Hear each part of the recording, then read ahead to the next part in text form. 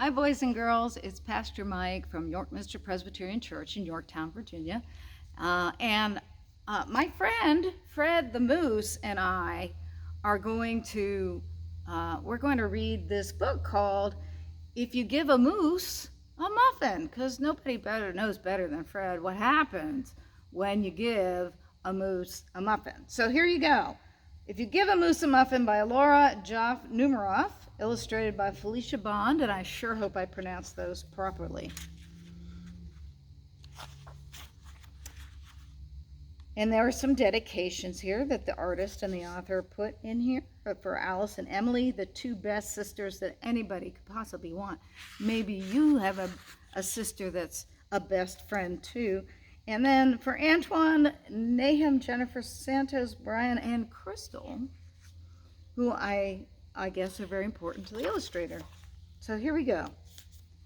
If you give a moose a muffin,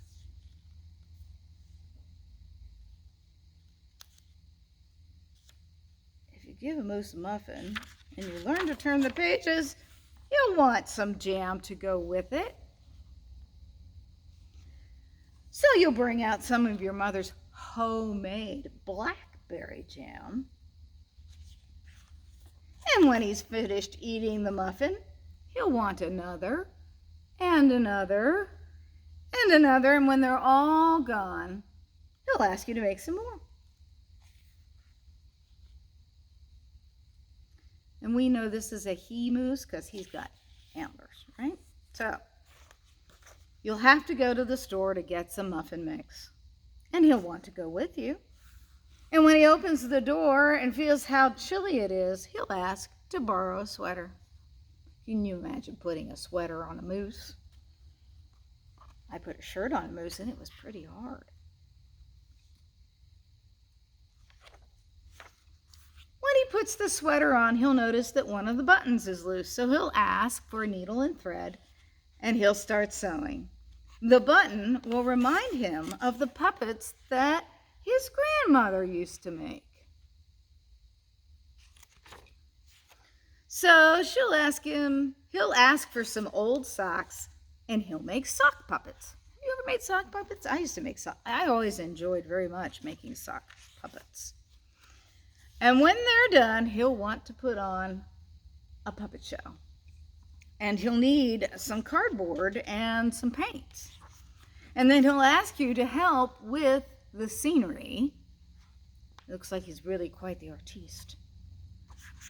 And when the scenery is finished, he'll get behind the couch, but his antlers will stick out. So he'll ask you to go get something to cover them up.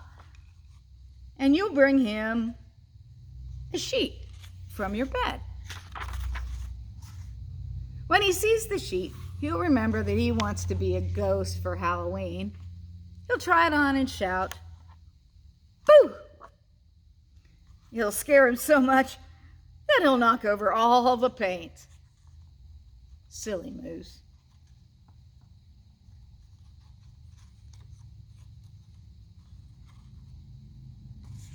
There we go. So he'll use the sheet to clean up the mess.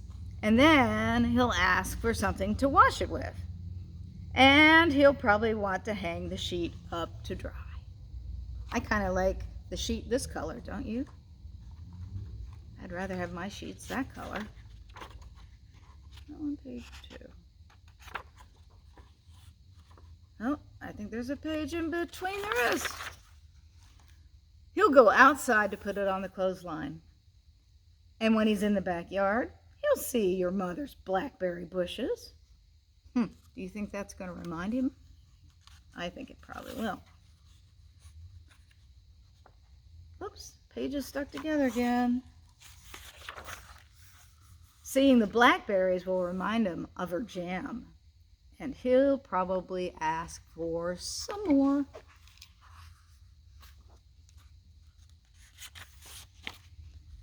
And chances are, if you give him the jam, do you know what's coming next? I bet you do.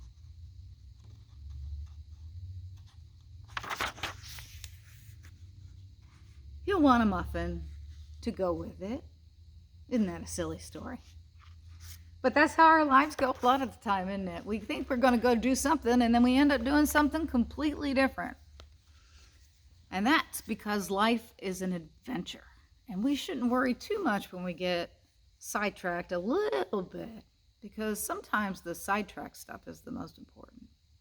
So we're going to have a prayer, pray after me prayer.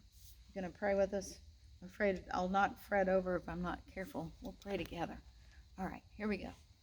Dear God, thank you for all the amazing adventures that you give us in life. Thank you for friends. Thank you for fun animals. Thank you that we can go to somebody's house and maybe get blackberry jam or some other important thing in their lives. Thank you for friends. Amen.